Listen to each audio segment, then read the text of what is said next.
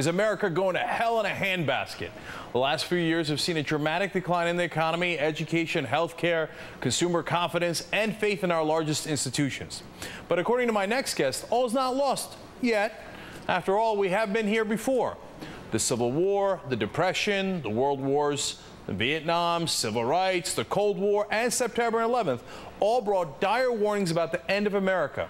But we survived, recovered, and in many cases thrived after all. Can we do it again? Well, let's talk to James Fallows. He's the national correspondent with The Atlantic and the former speechwriter for President Jimmy Carter. All right, first let me ask you about all those previous times in American history. You know, did people think it was as bad as it is today, maybe even worse? And how did we recover? I think there's certainly been a lot of perceived dark times in American history, and we have to always remember the Civil War was worse than anything that the country has gone through either before or since. But I remember when I was working for Jimmy Carter in the late 1970s, there was a sense of real national gloom then. In the 1960s, we had a series of assassinations that transformed politics. In the 1930s, 10 years of economic hard times. So the fact that we've had hard times before doesn't prove that we'll get out of these ones, but it is a useful perspective to bear in mind. James, that's totally true. And I read your piece, and I agree with some parts, obviously, because, we've got some great things going for America that's going to help us in the long run, and we've been through terrible stuff before. Having said that, I actually disagree with you in some parts, so let's have that fun conversation. I think some things have dramatically changed, and I would point to, for example, our manufacturing base basically disappearing. Robert Reich had a great article a couple of months back about how the average male worker in the last 20 years works 100 hours more. The average female worker works 200 hours more throughout the course of a year, right? And we've taken out $2.3 trillion from our homes. We're done. The base is gone. That's what we're worried about. Now, I've got other issues, but let's talk about that first. Sure. To say that America has resilience and prospects overall and in the long run doesn't mean that we have no problems. And I think it is true that over the last 20 years there's been pressure on the middle in every sense in American life. The median wage has gone down. The middle classness of American cities and American life has been under pressure. We've had an extreme of income that we haven't seen for probably 100 years. So those are genuine issues. So I think we can both say that America has resourceful capacities. Its universities are strong. It still is an engine of new technology and new creativity, but there are things we need to address, especially in the middle class prospects for America. So we agree on that one. Right. Now, but that gets to how do we address this stuff? Because on immigration and our education system, generally speaking, I agree with you, and I think that that's a great hope for us going forward. But when you look at our politics, here's my argument for why this time it's different. There's, of course, always been corruption. There's always been guys who put $90,000 in their freezer, right?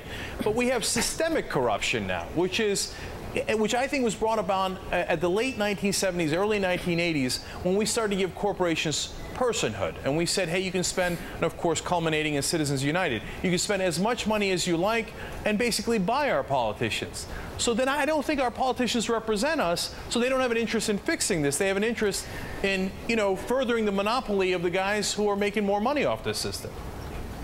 Sure. I have a slightly different route to a similar conclusion. Through American politics, and especially 100 years ago, during the late 1800s, the corruption of Washington was, if anything, as bad as it is now. And, of course, the reason we have direct election of senators now is that before that, they were elected by state legislators and were more or less directly purchased by corporations then. So there was a kind of cutting out the middleman approach then. So political corruption is bad now, but has been bad at many points in American life. I think what is different here, and where I again would agree with you, we have a real problem, is many of the mechanics of our government system are out of date in a way that we don't allow in our corporations and our educational institutions and all the rest. You look at the apportionment in the Senate. When the Senate was founded by the Constitution, there was only a 10-to-1 difference between the biggest and the smallest states, both with 2 senators.